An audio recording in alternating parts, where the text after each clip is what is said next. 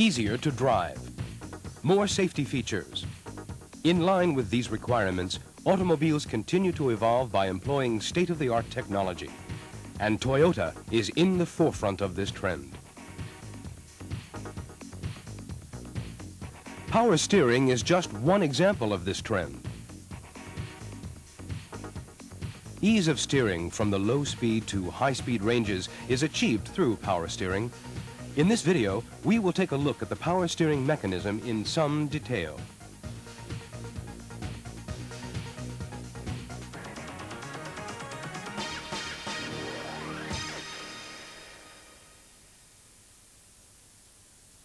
We will discuss the following points: the principles of power steering, the operation of the vane pump, the operation of the control valve, power steering as a control device to improve driving feel, and finally, on-vehicle inspection of power steering.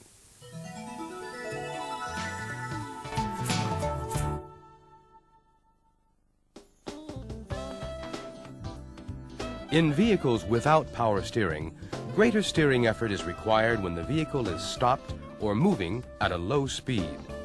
Less steering effort is required as the vehicle's speed increases. Power steering enables the driver to use about the same effort to turn the steering wheel when the vehicle is stopped or moving at a low speed as when it is moving at higher speeds.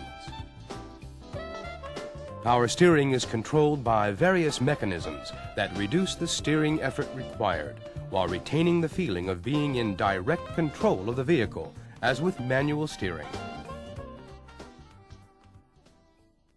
Let's see now how power steering works, using a rack and pinion power steering system as an example. This is a simplified diagram of a manual rack and pinion steering system. For power steering, the following three components are added. First is the vane pump, which creates the hydraulic pressure used by the power steering system. Second is the power cylinder, a device that uses the flow of hydraulic fluid, that is the power steering fluid, from the vane pump to turn the front wheels. Last is the control valve, which regulates the direction and volume of the flow of power steering fluid to the power cylinder, in accordance with the movements of the steering wheel. Now let's use a simplified model to see how the fluid helps the driver turn the steering wheel. A constant volume of fluid is fed by the pump to the hydraulic circuit, which is equipped with a cylinder. Inside the cylinder is a piston. When valve B is closed, the hydraulic pressure inside the cylinder increases, pushing the piston up.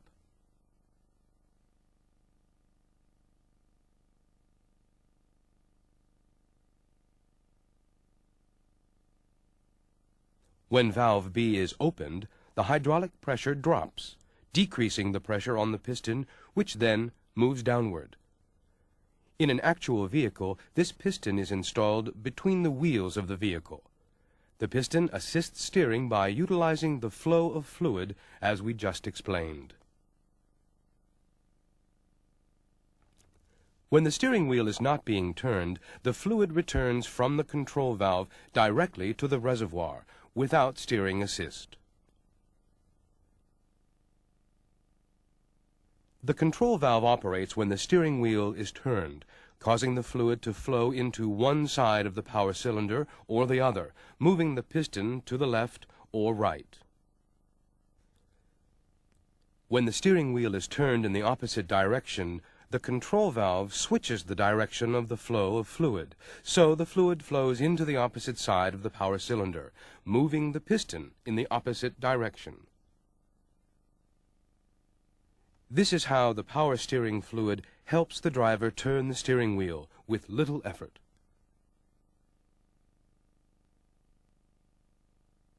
In a real car, the power cylinder and the control valve are incorporated into one unit in the steering gearbox.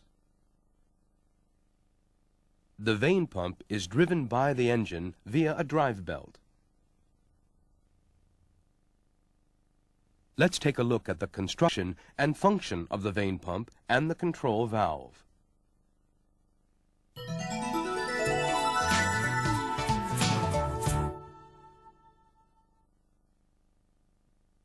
The vane pump, driven by the engine, generates hydraulic pressure.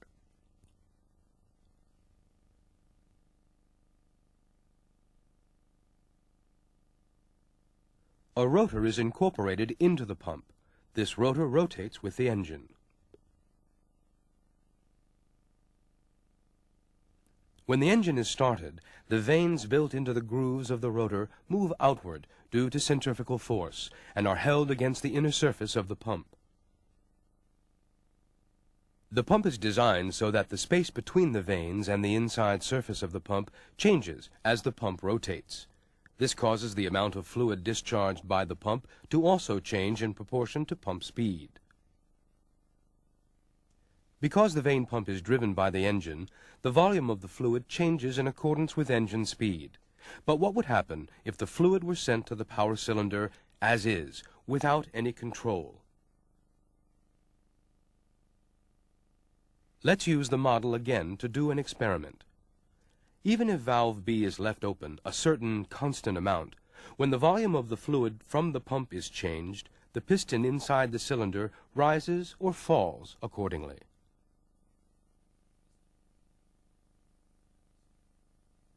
This is because the hydraulic pressure inside the cylinder has changed.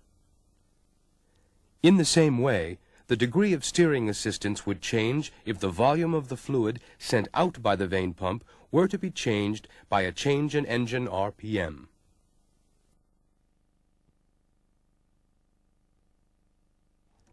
To prevent this, the vane pump is equipped with a flow control valve which keeps the flow volume of the outgoing fluid constant, whether the engine is running at low or high RPMs. This flow control valve would correspond to valve A in the model shown previously. Now let's take a look at the operation of the flow control valve. First, we'll see its operation at low RPM when the steering angle is constant. The fluid from the discharge side of the pump is sent out directly to the steering gearbox through a small opening called the orifice. As the flow volume of the fluid increases with an increase in engine RPM, the pressure in chamber A, which is partially obstructed by the orifice, also increases. This causes the flow control valve to overcome the tension of the spring and move to the left. This in turn opens the passage to the suction side of the pump, discharging the excess fluid and ensuring that the flow volume to the steering gearbox is kept constant. Now what happens when the steering wheel is turned? When this occurs, the pressure in the power cylinder increases, and the pressure in chambers B and A of the flow control valve goes up simultaneously. Since this would cause the flow control valve to move further to the left, a larger volume of fluid would be discharged to the suction side of the pump, and the flow volume to the steering gearbox would decrease. To prevent this, another route is also provided to allow pressure from chamber B to be transmitted to chamber C, which is at the left side of the flow control valve. So the pressure in chamber C increases at the same time as that in chamber B, and the flow control valve does not move. In this way, the flow volume of the fluid to the steering gearbox is kept constant, even if the pressure in chamber B changes. This is how the flow control valve prevents changes in engine RPM from influencing steering assist. Now, what happens if the steering wheel is turned all the way to the left or right and this position is maintained? If this happens, the hydraulic pressure in chamber B suddenly rises. This would increase the load on the engine and each part of the power steering system. So to prevent this, when the pressure in chamber C rises above a set pressure, a relief valve opens so that an excessive rise in pressure will not occur.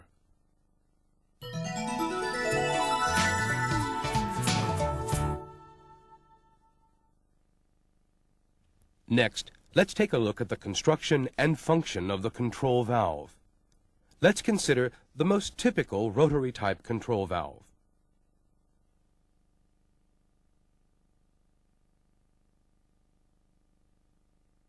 The control valve is located in the steering gear box. It consists of the valve shaft and the rotary valve. These two components are connected to either end of a torsion bar.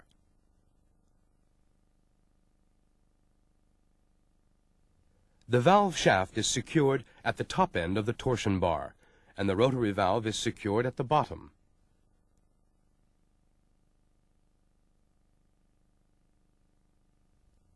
When the steering wheel is turned, its rotation is transmitted to the valve shaft and the torsion bar, as well as to the rotary valve and the pinion gear. The cutaway model shows how the rotation is transmitted. If there were no resistance from the road, the valve shaft and the rotary valve would rotate integrally. However, since there actually will be resistance, we will simulate this resistance in this model by twisting the torsion bar. This will cause the valve shaft to rotate, changing its relationship with the rotary valve and causing the size of the gaps between the valve shaft and the rotary valve to change also. Seen from above, the cutaway model shows what these gaps look like as they become larger and smaller in size. These movements switch the hydraulic circuitry, causing the fluid to be channeled to one side of the power cylinder or the other, resulting in appropriate assistance. Changes in the size of the gaps are restricted by a stopper provided at the pinion. Also, because of this, even if assistance is not provided because the engine stops or the drive belt for the vane pump breaks, the driver can still steer the vehicle. In other words, it can be steered manually, because the valve shaft makes contact with the stopper and directly rotates the pinion when this occurs. Now, let's observe how hydraulic pressure is applied by switching it from one hydraulic circuit to another. When the steering wheel is in the straight-ahead position, the fluid returns directly to the reservoir, and the openings on each side of each gap are the same size. This allows an even flow of fluid to the left and right chambers of the power cylinder. This also eliminates any difference in pressure that may build up between the left and right sides of the power cylinder. When the steering wheel is turned to the left, the size of the gaps between the valve shaft and the rotary valve are changed, as has already been explained. When this happens, the fluid flows to the chamber in the left side of the power cylinder. The hydraulic pressure moves the piston in the cylinder to the right, resulting in assistance. If the steering wheel is stopped halfway, the torsion bar returns to its original position, because the rotary valve rotates in accordance with the movement of the piston. Then the gaps between the valve shaft and the rotary valve return to their original size. The hydraulic circuitry returns to the neutral position, and the piston stops moving. When the steering wheel is turned to the right, the fluid is fed to the chamber at the right side of the power cylinder, which moves the piston to the left and generates assistance. Also, the sizes of the gaps between the valve shaft and the rotary valve produced when the steering wheel is turned change in accordance with the effort used to turn the wheel. As we have seen, the amount that the valve opens changes depending on the amount of the twisting of the torsion bar, and the appropriate assistance is generated by the control valve, which controls the volume of fluid flowing into the power cylinder.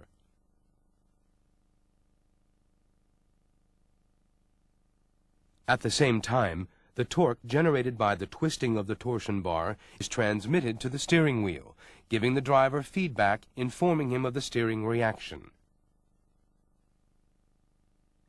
In summary, then, the control valve generates appropriate assistance by changing the direction of the flow of power steering fluid and by controlling the flow volume of the fluid.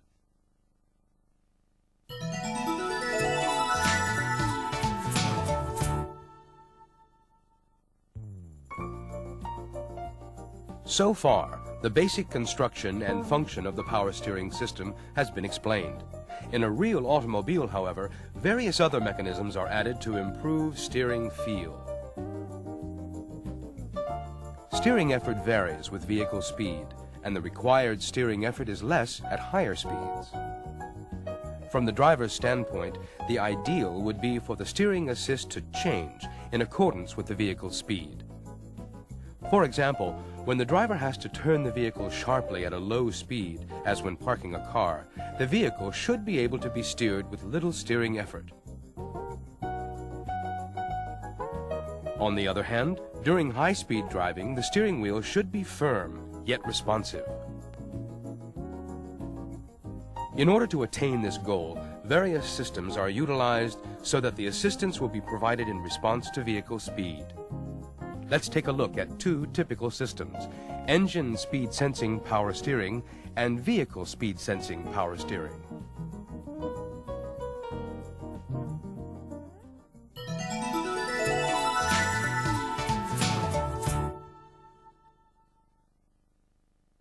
This graph was used during the explanation of the vane pump. It shows the relation between engine RPM and the flow volume of the power steering fluid. In engine speed sensing power steering, when the engine RPM increases, the flow volume of the fluid generated by the vane pump decreases, as shown in the graph. For this reason, the required steering effort is increased by reducing the assistance. Now let's take a look at the mechanism that reduces the flow volume. In engine speed sensing power steering, a control spool is added to the flow control valve of the vane pump. This is the control spool. Located between the control valve and the orifice, the control spool reduces the flow volume of the power steering fluid by closing off part of the orifice.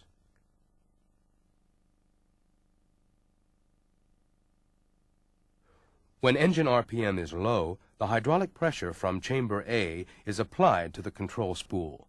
Although this should be enough to move the control spool to the right, the spool cannot move because spring tension is too great, so the flow volume of the fluid does not decrease. This corresponds to the point shown here on this graph, which we saw earlier.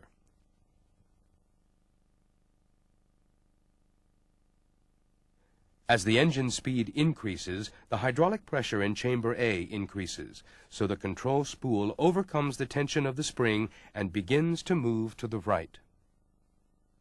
The pressure in chambers B and C decreases because the orifice is gradually closed. This creates a large difference in pressure between chamber A and chamber C. The flow control valve moves to the left due to this difference, and a lot of fluid is discharged, causing the flow volume of the fluid to the power cylinder to decrease. As the engine speed further increases, the control spool closes off more of the orifice.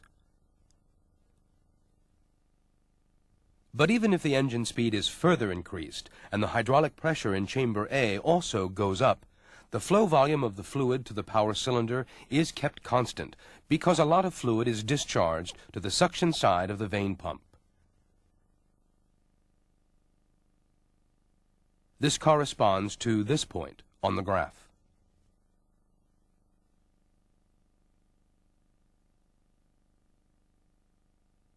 This is how engine speed sensing power steering reduces the assistance given when engine RPM is high.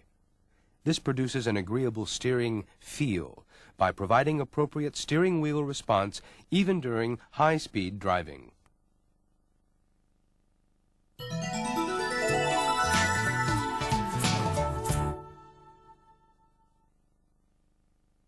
In vehicle speed sensing power steering, Based on signals received from the vehicle speed sensor, the ECU controls the current to the solenoid valve in the steering gearbox in accordance with the vehicle's speed, thus controlling the steering effort.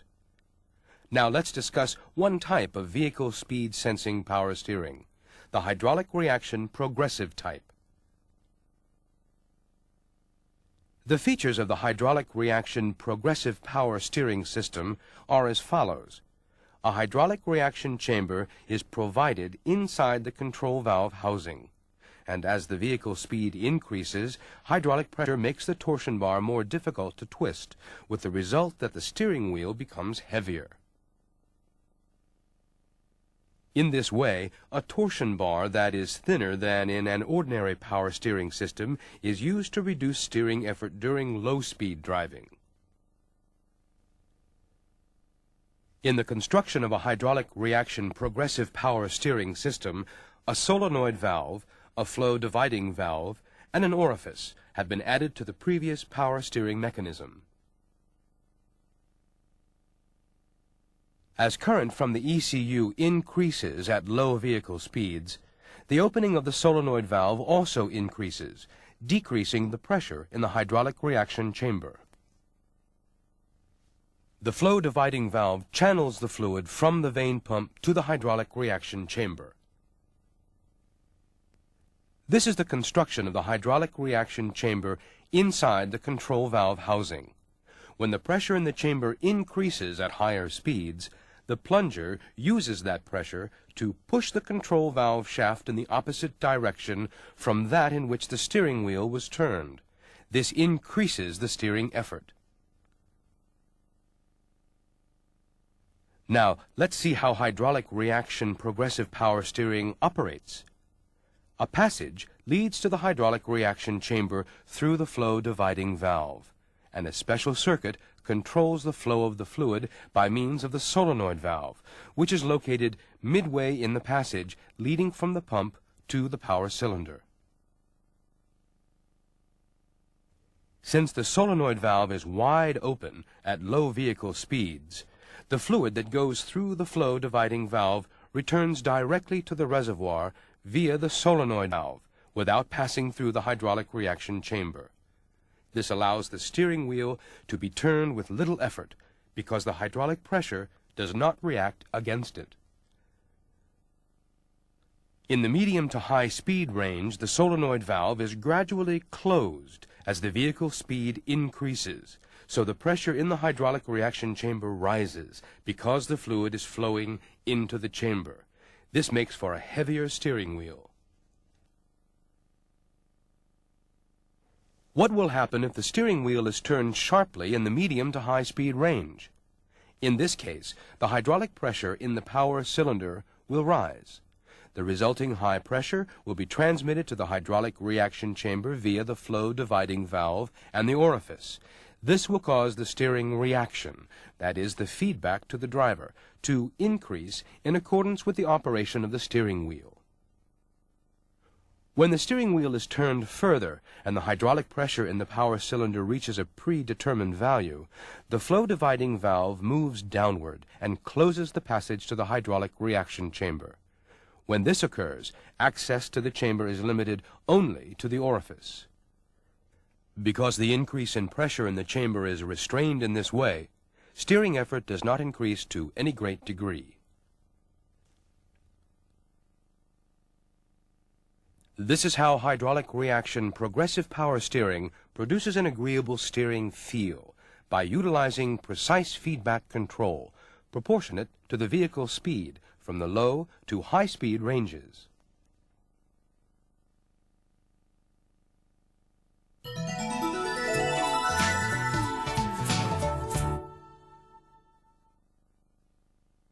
In the on-vehicle inspection of the power steering system, we will concentrate on the hydraulic system because it greatly affects the steering assist provided.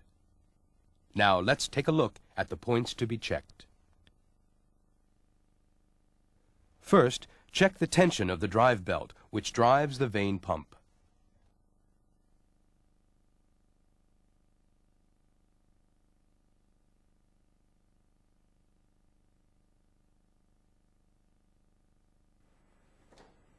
Next, check the power steering fluid. With the engine idling, turn the steering wheel from lock to lock several times to boost the temperature of the fluid to about 80 degrees Celsius or 176 degrees Fahrenheit. This must be done because the level of the fluid changes depending on the temperature.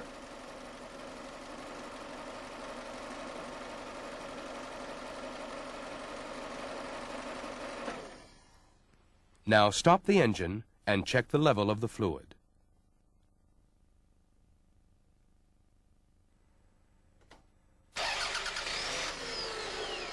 If there are any air bubbles in the fluid level will drop when the engine is running because the air will be compressed. So be sure to check the level again while running the engine and confirm that there is no difference. In the event that the power steering fluid is low, ATF Dexron or Dexron 2 should be used. Next, check the hydraulic pressure. Use this pressure gauge.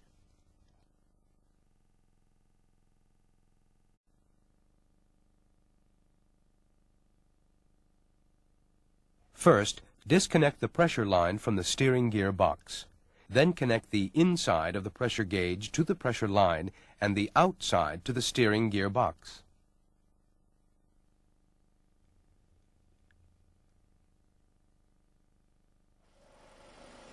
Now, run the engine at idle.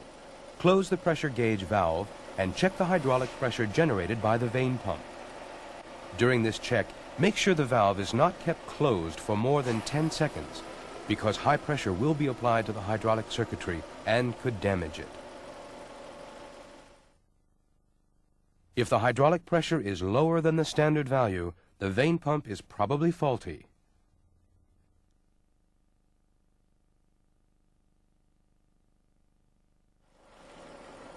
Next, open the pressure gauge valve all the way.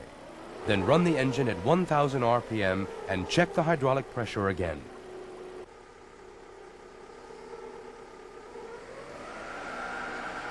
Do the same at 3000 RPM.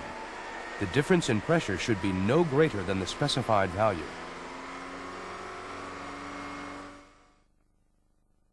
If the difference in the hydraulic pressure is greater than specified, the flow control valve is probably faulty.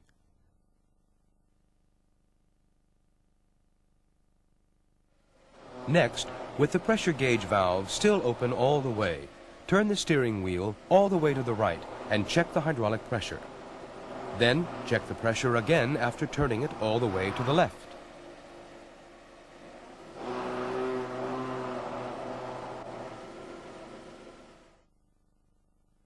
If the pressure is lower than the standard value, it means that the control valve cannot control the hydraulic pressure properly, or that the steering gear box has an internal leak.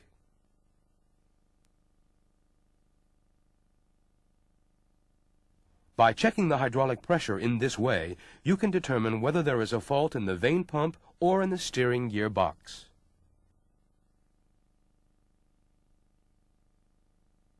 Next, use a torque wrench to determine whether the required steering effort is appropriate.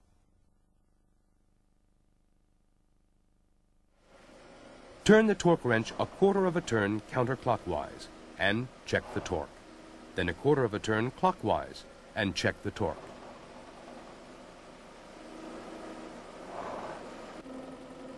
When you do this, the results will differ depending on the coefficient of friction between the road surface and the tires. So steering effort should be checked on a flat paved surface using correct size tires inflated to the proper pressure.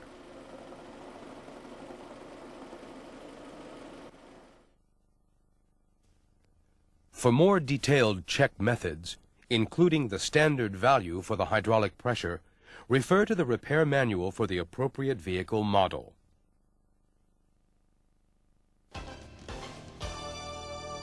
We are sure you can now understand the mechanism of the power steering system, which produces the proper steering feel.